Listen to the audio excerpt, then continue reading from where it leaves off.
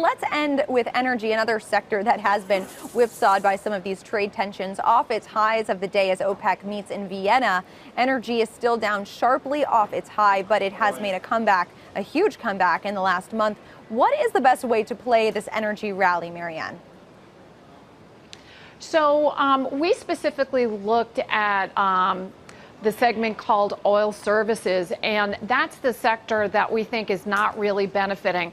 We don't think energy prices are sustainable to the upside, and we think that's going to hurt CapEx on E&P, that's exploration and production, and that tends to hurt the oil service pocket of energy. But if you want to look at energy and reduce your exposure to oil services, we prefer things like the XLE, which is the SPDR ETF, and Fidelity's ETF for energy, which tend to have lower exposure to the oil service. Now, Bank of America cut its EPS and price objectives for oil services because of the potential underestimated risks in that market. What are some of those risks that you see right now? I think one of the biggest risks that doesn't get talked enough about, Leslie, is that commodities have gone into a bear market. And what I mean by that is they've gone into a trading range that can last several more years. That means you get great rallies, but you also get great declines, and that the trend just tends to be flat. And I think the energy sector is the best example, because when you look at the performance of that sector relative to the market, it's the complete opposite of the technology sector. Tech is going straight up on a relative basis, and energy is going straight down.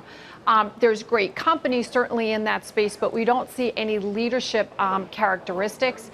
The supply dynamics of the oil market have changed dramatically, especially based on the technology here in the U.S.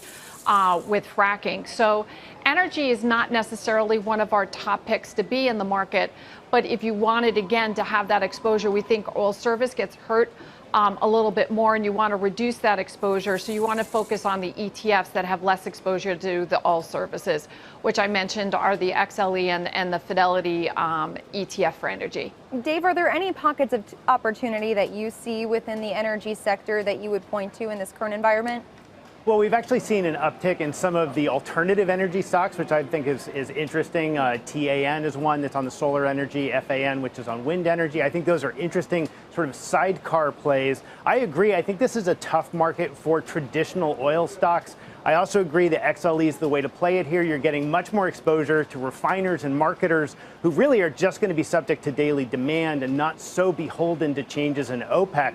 I actually think there's a really interesting pairs trade opportunity here, going long something like that and just shorting out that exploration, production, and services business that may not do so well. That's a fund like XOP. So one of the great things about ETFs is you can use them to go both directions.